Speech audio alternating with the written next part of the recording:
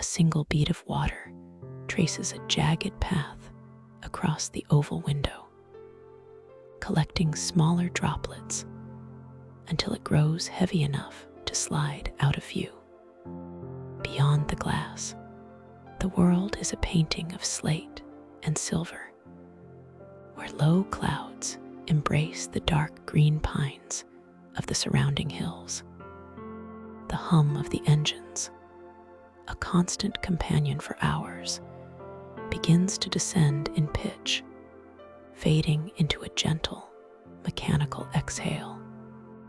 This is the quiet introduction to the coast of Norway, a place where the rain does not intrude, but rather completes the landscape. The air inside the cabin feels still, suspended in that brief, timeless moment between motion and arrival. I gather my coat, the fabric cool and smooth against my fingertips. Moving from the seated position requires a slow, deliberate stretch, feeling the spine lengthen and the legs wake up. The aisle is a narrow path of short, gray carpet, muffling the shuffle of passengers as we file toward the exit. Stepping across the threshold of the aircraft, the change in atmosphere is immediate. The air in the jet bridge is fresher, carrying a faint, crisp scent of wet stone and cold water, distinct from the recycled warmth of the plane. The walk begins here, a steady rhythm that will carry me through the next hour. My boots find purchase on the metal ramp, creating a hollow, resonant thud with each step. It is a slow, rhythmic percussion. Thud, thud, thud. The incline is gentle, guiding me upward toward the terminal building. I reach for the handle of my carry-on bag, extending the telescoping arm until it locks with a solid click. Now the floor changes. The metal ramp gives way to a wide expanse of polished terrazzo. The sensation underfoot shifts from the firm grip of the ramp to a gliding smoothness. The wheels of my suitcase begin their own song, a low, consistent purr as they roll over the stone. I focus entirely on this sound and the feeling of the handle in my palm. The vibration of the wheels travels up through the grip, a tactile confirmation of movement. I fall into a cadence. Left foot, right foot, the rolling bag following faithfully behind. The terminal is spacious, a cavern of glass and pale wood that amplifies the quiet. There are no urgent announcements, only the soft murmur of distant conversations and the rhythmic passage of travelers. I fix my gaze on the floor ahead, watching the patterns in the stone pass beneath me. Tiny flecks of quartz and granite catch the overhead light, appearing and disappearing like stars in a fast-moving sky. Occasionally, the surface changes again. A strip of metal separates two sections of flooring. The wheels cross it with a quick, double beat, clack clack, before returning to their steady hum. I guide the bag around a gentle curve in the corridor. The weight of it is familiar, a grounding anchor that keeps me connected to the present moment. I switch hands, letting the left arm rest while the right takes over the guidance. The rhythm remains unbroken. Step, step, glide. Step, step, glide.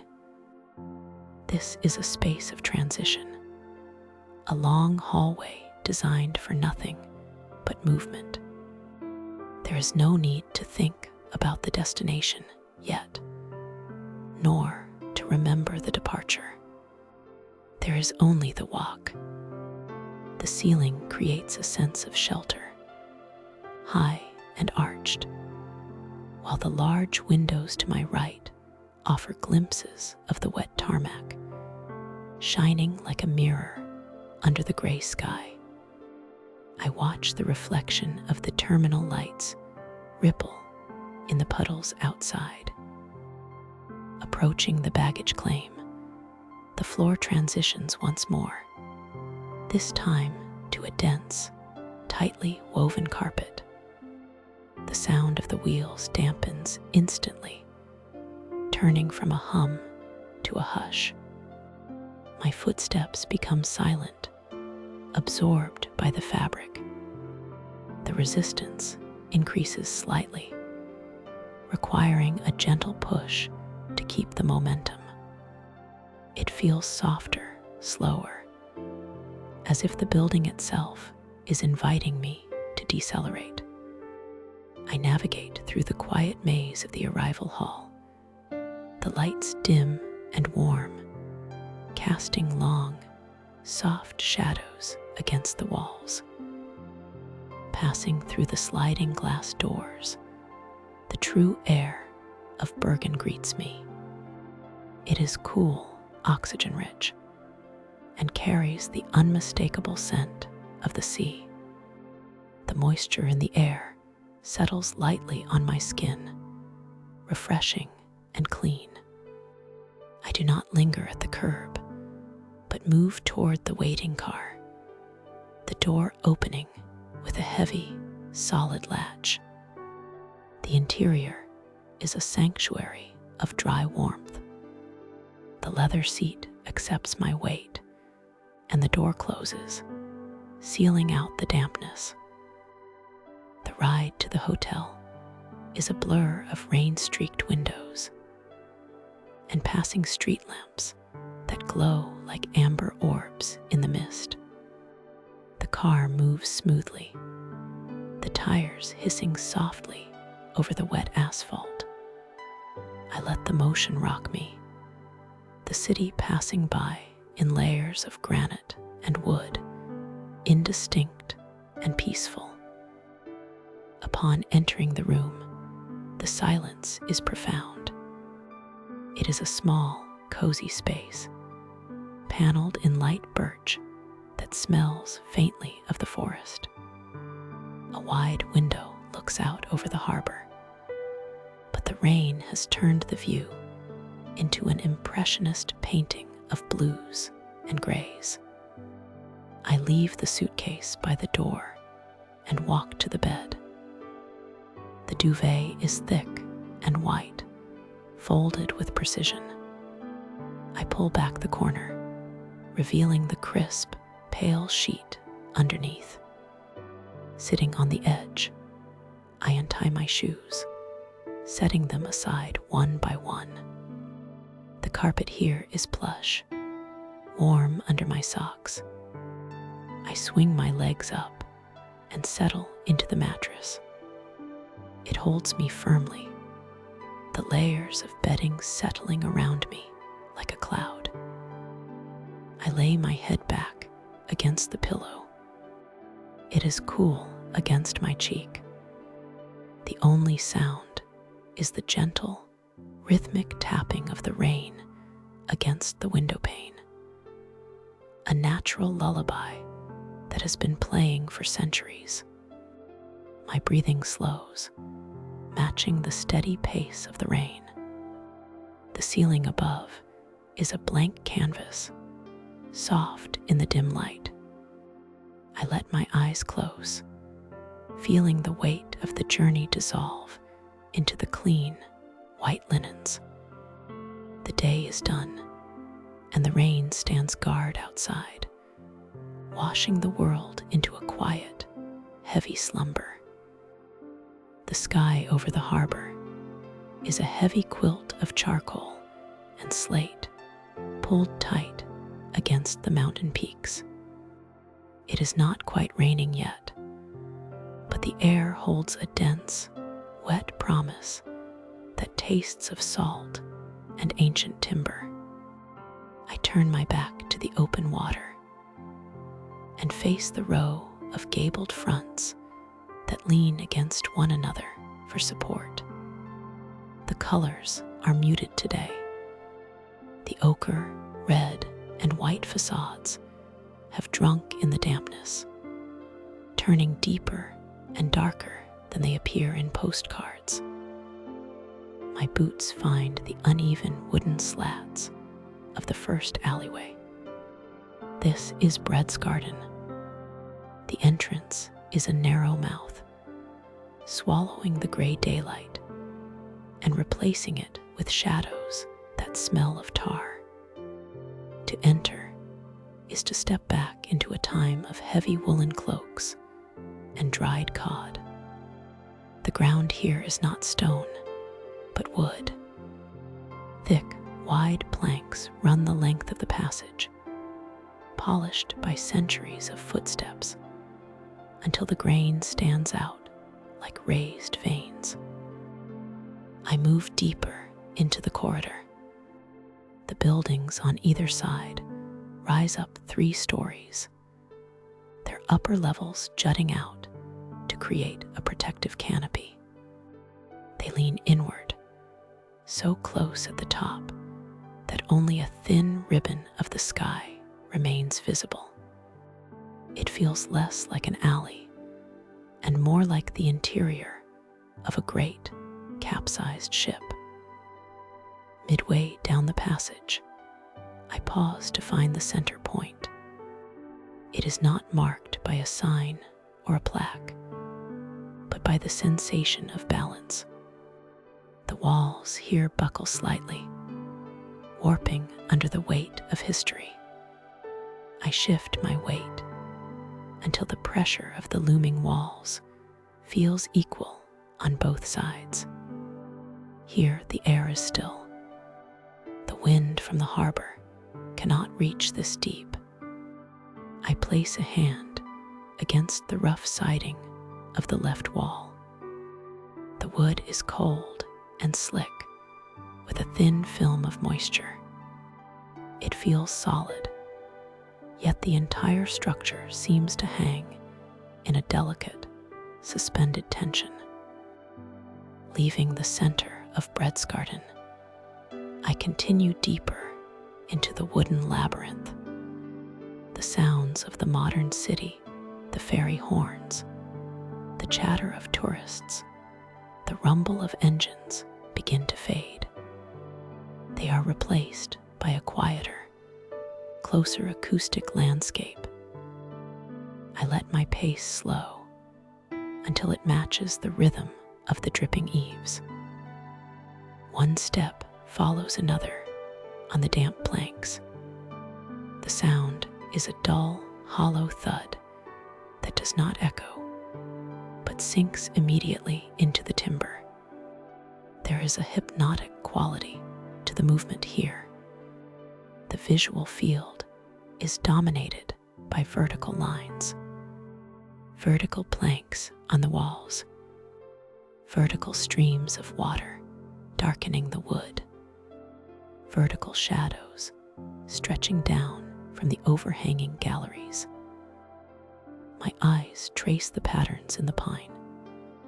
Each board tells a story of growth and weather, marked by knots that look like dark eyes staring out from the grain. The wood is not uniform.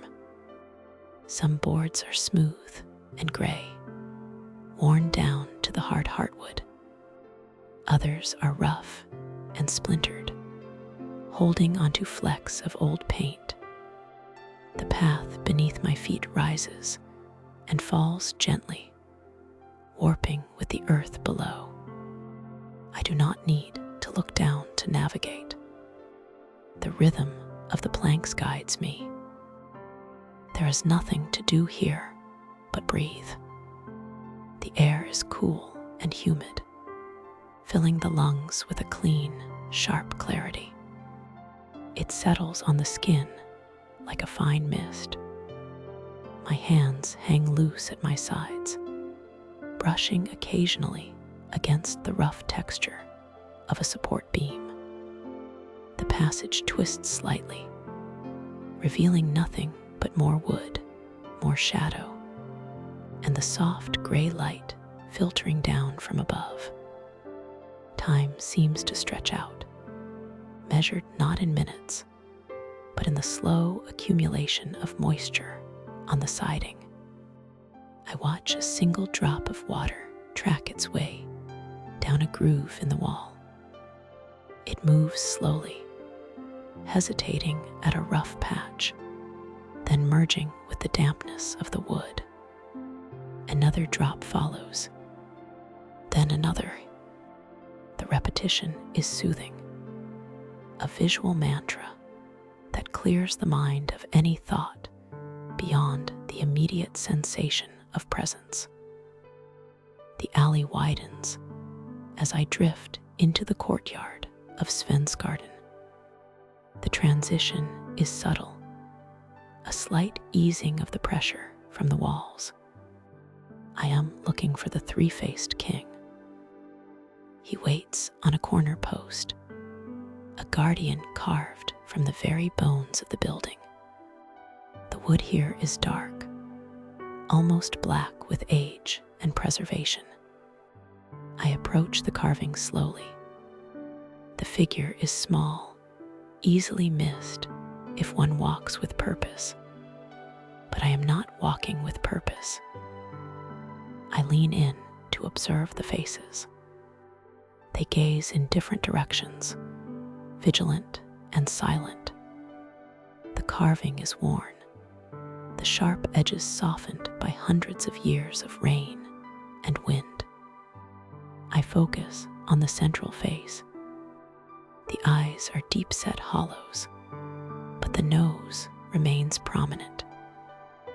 A light rain has finally begun to fall, whispering against the roofs high above. A few stray drops make their way through the gap in the eaves. I watch as a single bead of water forms on the tip of the king's wooden nose. It swells, defying gravity, holding the gray light of the sky within its tiny, trembling sphere. It hangs there, perfectly round, a jewel of pure transparency against the dark, tarred wood. I wait for it to fall. The moment stretches.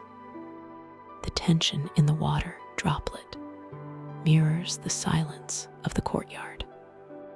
Finally, the weight becomes too great.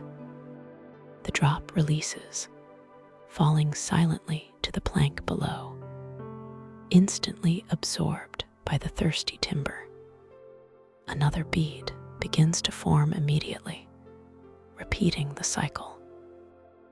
I step back, letting the carving recede into the shadows of the overhang.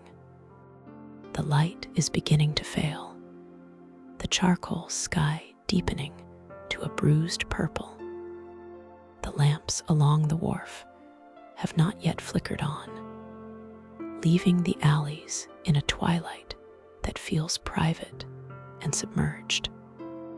I turn slowly, letting the layout of the wharf guide me without conscious choice. The smell of the rain is stronger now, washing away the dust, washing away the day. I listen to the sound of the water touching the roofs, a soft, continuous static that wraps around the wooden houses like a blanket. The sky over Bergen has lowered itself to meet the rooftops, creating a ceiling of soft, pearl gray clouds that muffles the city. A fine mist hangs in the air, not quite falling, but simply existing, coating the world in a microscopic layer of water.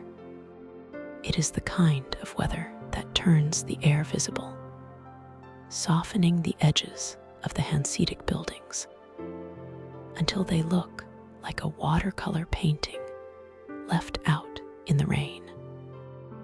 I pull my collar up against the damp chill and step out from the overhang of the shop fronts. The ground is a mirror of wet stone, reflecting the deep ochre and burnt red of the wooden facades. Ahead, the wharf opens up. Standing tall against the gray backdrop is the great wooden sculpture I have come to see. It is a massive cod, carved from timber, a tribute to the stockfish trade that built this city. As I draw closer, the sheer scale of it commands attention. The sculpture is not smooth. It is textured, layered with slats of wood that mimic the scales of a fish and the planking of a ship all at once. I pause beside it. The wood has darkened with the rain, turning a deep, rich brown that looks almost black in the shadows. Water collects on the upper ridges of the carving, gathering weight until it can no longer hold on, releasing in slow, heavy drops that splash against the wet pavement below. There is a quiet rhythm here. I reach out to brush my fingers against the rough grain of the sculpture. The timber feels cold and solid, swollen with moisture. It smells of pine and salt water, an ancient scent that seems to rise from the very pores of the wood. The rain does not ping against it, but rather soaks in with a soft, dull thudding sound, a heartbeat of water meeting wood. Leaving the sculpture, I turn my back to the historic wharf and face the harbor. The water is a sheet of hammered steel, shifting slowly with the tide. I begin to follow the curve of the bay, moving toward the Nordnes Peninsula. My boots find a steady cadence on the pavement. Heel toe, heel toe. The sound is a low crunch of rubber against wet grit, a metronome that measures the passing of time.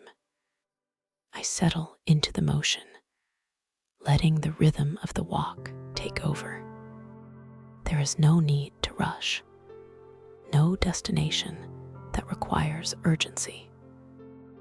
The air moves past me, cool and heavy. It brushes against my cheeks, carrying the fine spray of the harbor. I focus on the sensation of movement. One leg swings forward, weight transfers. The ground accepts the step. Then the next. 1, 2. 1, 2. To my right, the water laps against the stone quay. It makes a liquid, slapping sound, rising and falling with a breath-like regularity. The rain intensifies slightly, shifting from a mist to a gentle drizzle. I listen to the change in pitch. The drops hit the hood of my jacket with soft, erratic taps. Tap, tap, slide. Tap, tap. The world narrows down to this corridor of sensation.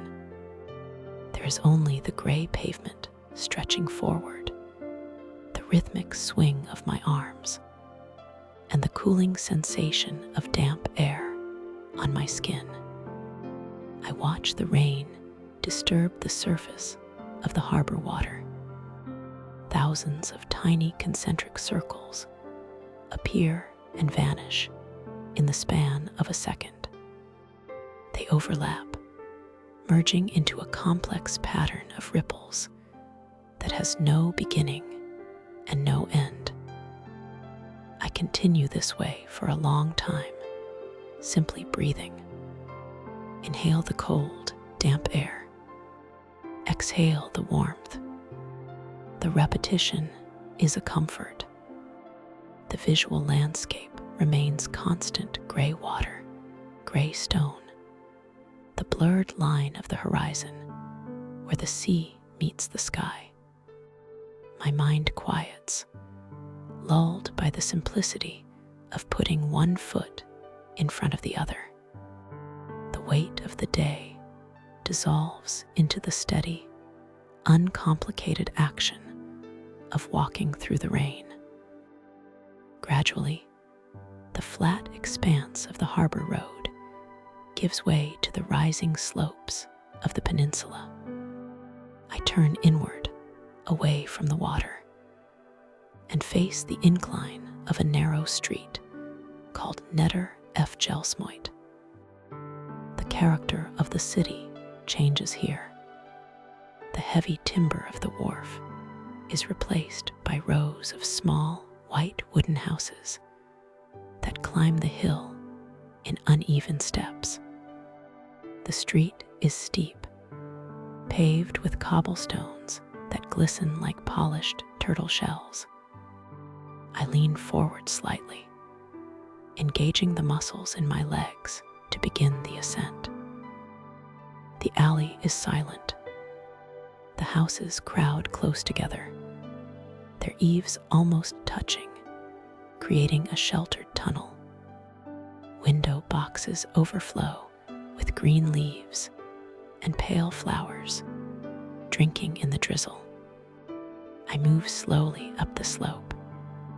The cobblestones are uneven beneath my feet, requiring a mindful, deliberate placement of each step. There is a profound sense of privacy here. The windows are dark, reflecting the gray sky, but the white paint of the siding seems to glow with an inner light, bright against the gloomy day. I run a hand along a low stone wall as I climb, feeling the rough, cold texture of the granite. Reaching the top of the incline takes effort, a gentle burn in the legs that feels grounding. I arrive at the crest and turn to look back the way I came. From this height, the rooftops layer over one another like scales on the wooden fish below. The view is a tapestry of slate tiles and wet chimneys, fading into the mist that still hugs the harbor. I stand there, suspended between the white houses and the gray sky, watching the rain continue its slow, silent work of washing the city clean. The morning in Bergen does not break so much as it gradually permeates the gray. A low, soft mist hangs over the city, turning the air into a suspension of fine water droplets. It is a weather that invites closeness, wrapping around the stone buildings and dampening the sounds of the waking town.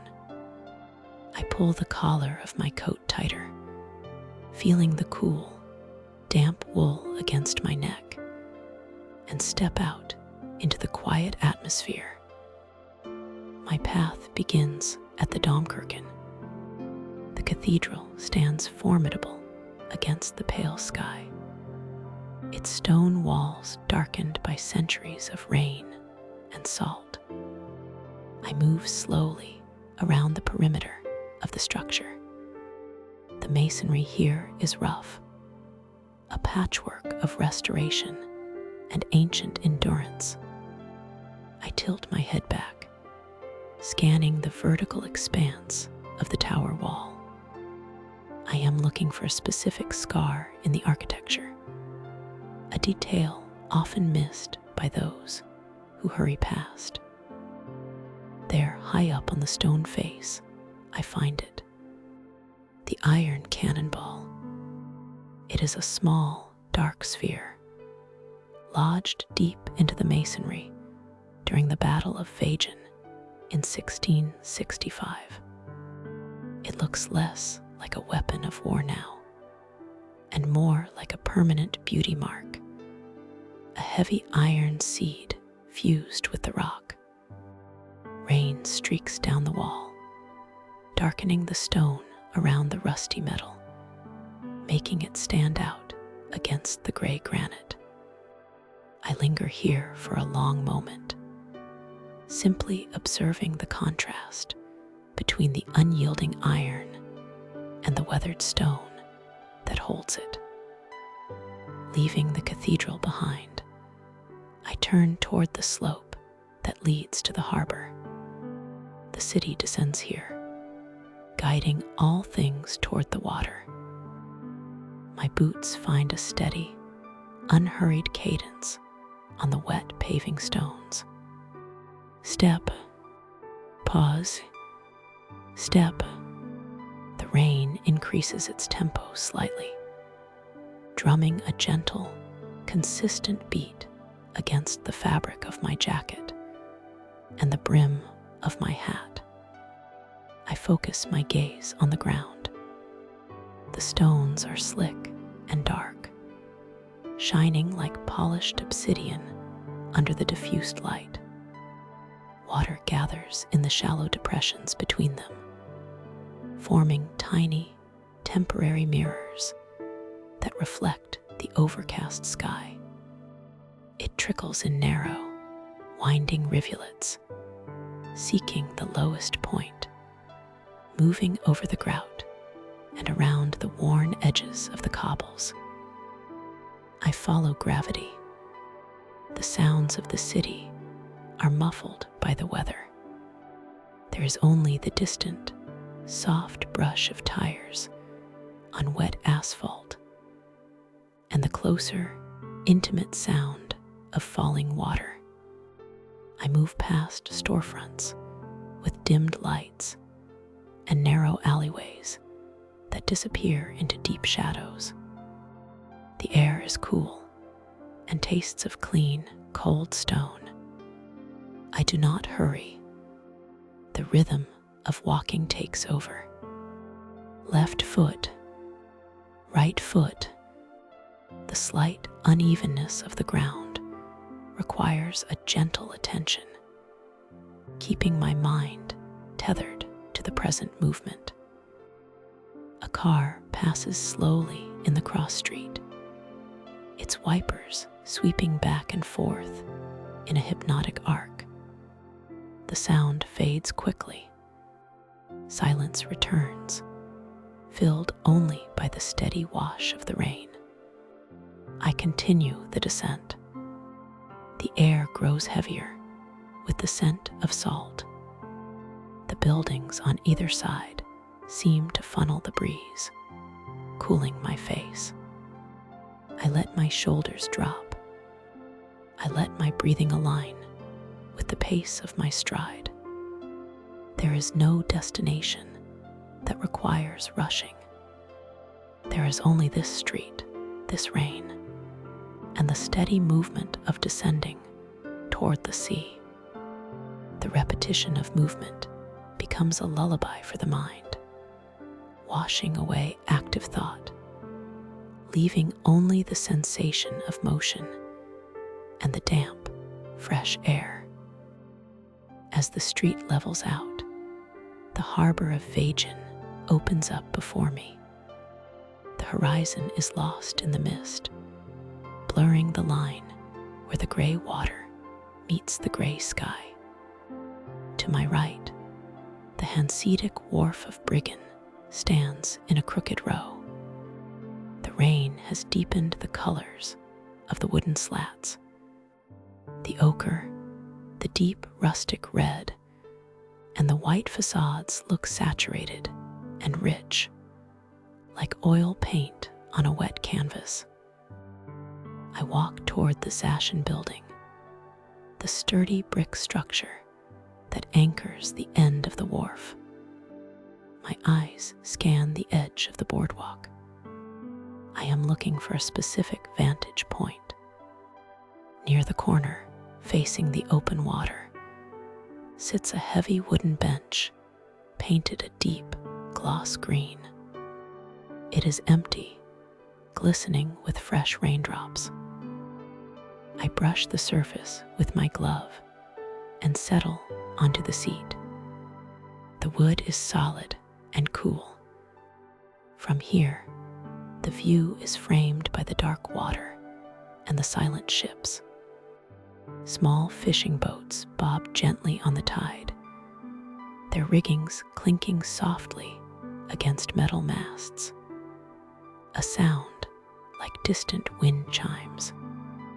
The rain creates millions of intersecting ripples on the surface of the bay. A ceaseless, shifting texture that smooths out the reflection of the mountains. I watch the water. The rain falls into the sea, fresh water merging with salt. There is nothing to solve here, nothing to find, and nothing to do but breathe. The gray light softens everything it touches, blurring the edges of the world until there is only the rhythmic sound of the water and the quiet, steady gray. The rain in Bergen does not fall so much as it occupies the air. It hangs in a fine, shifting curtain that turns the world into a watercolor painting left out in the damp. I stand before the entrance of an Jorningsgarden, the unicorn house. The name is not metaphorical. Above the dark opening of the passageway, a figurehead projects from the timber wall. It is a unicorn, carved from wood, its white paint gleaming with a slick coating of moisture. The creature looks calm, almost domesticated by the centuries of weather it has endured. Its horn points outward, a singular line directing my eyes toward the gray harbor water. But I turn away from the sea. My path lies inward, into the narrow throat of the wharf. I step beneath the overhang. The light changes instantly.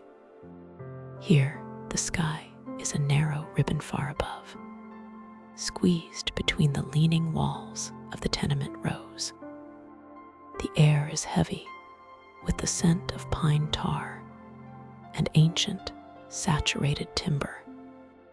It is a smell that feels brown and dense, like tea steeped for too long. To my left and right, the walls rise up in a vertical sea of yellow. This is not a uniform yellow. It is a living, breathing ochre. The humidity has seeped into the grain, causing the wood to swell and the paint to cling in soft, uneven patches. I move closer to the wall on my right. At eye level, the surface is a landscape of peeling layers.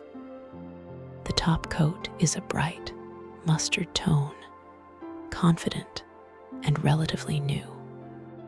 But right at the edge of a warped plank, that confidence flakes away. Underneath the mustard lies a paler, chalkier straw color, perhaps from a summer 50 years ago. My finger hovers over the texture, but does not touch. The dampness amplifies the colors. The yellow seems to glow in the dim passage, holding onto the light that the overcast sky refuses to give. I drift deeper into the alleyway, leaving the street sounds behind. The floor is made of thick wooden planks, wide and worn smooth by millions of footsteps. They are dark with water, slick and silent. Movement becomes a simple, rhythmic necessity. I place one boot on the center of a plank. The wood feels solid, grounded, yet there is a hollow resonance that vibrates up through the soul. A reminder that this whole world is built on piles driven into the seabed. I take another step. The rhythm establishes itself. Step, breathe, listen. The passage stretches out, a tunnel of vertical lines and horizontal boards. There is no need to look for a destination. The walls guide me. The sound of the rain outside is muffled here, reduced to a soft, consistent drumming on the unseen roof tiles far above. Inside the corridor, the only sound is the creak of my coat and the soft thud of rubber on wet wood. I gaze down at the floorboards. The grain of the wood flows like a slow river, knotted and twisting around bolts and nails. Some planks are gray, bleached by wind. Others are nearly black, soaked through with the persistent damp of the coast. Between the slats, dark gaps reveal nothing but shadow. One step follows another. The air feels cool against my cheeks, a sharp contrast to the warmth trapped between the layers of my clothing. I focus on the sensation of weight shifting. Left foot, right foot. The repetition is a cradle. There is no urgency in this motion, only the steady progression of moving through the wooden artery of the wharf. The perspective lines of the floorboards draw the eyes forward, but the mind rests on the immediate moment.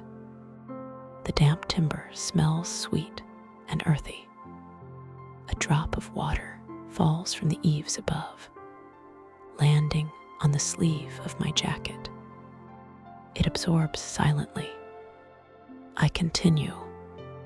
The wooden walls seem to extend endlessly, a corridor of time and texture that requires nothing from me but to be present, moving slowly through the suspended gray light. Gradually, the rhythm of walking brings me to a halt near a section of wall where the weathering is particularly severe. The protection of the roof overhang has failed here, allowing the wind to drive the rain against the siding for decades. I lean in. The ochre paint has surrendered completely in a patch the size of a hand. The wood beneath is gray and furrowed, but clinging to the deepest grooves of the grain is a sliver of history. It is a deep, dark red. Oxblood. This is the color of the 1700s, the original skin of these buildings, before fashion shifted to the bright yellows and whites of the modern wharf. It is a rich, iron-heavy shade, almost purple in the low light.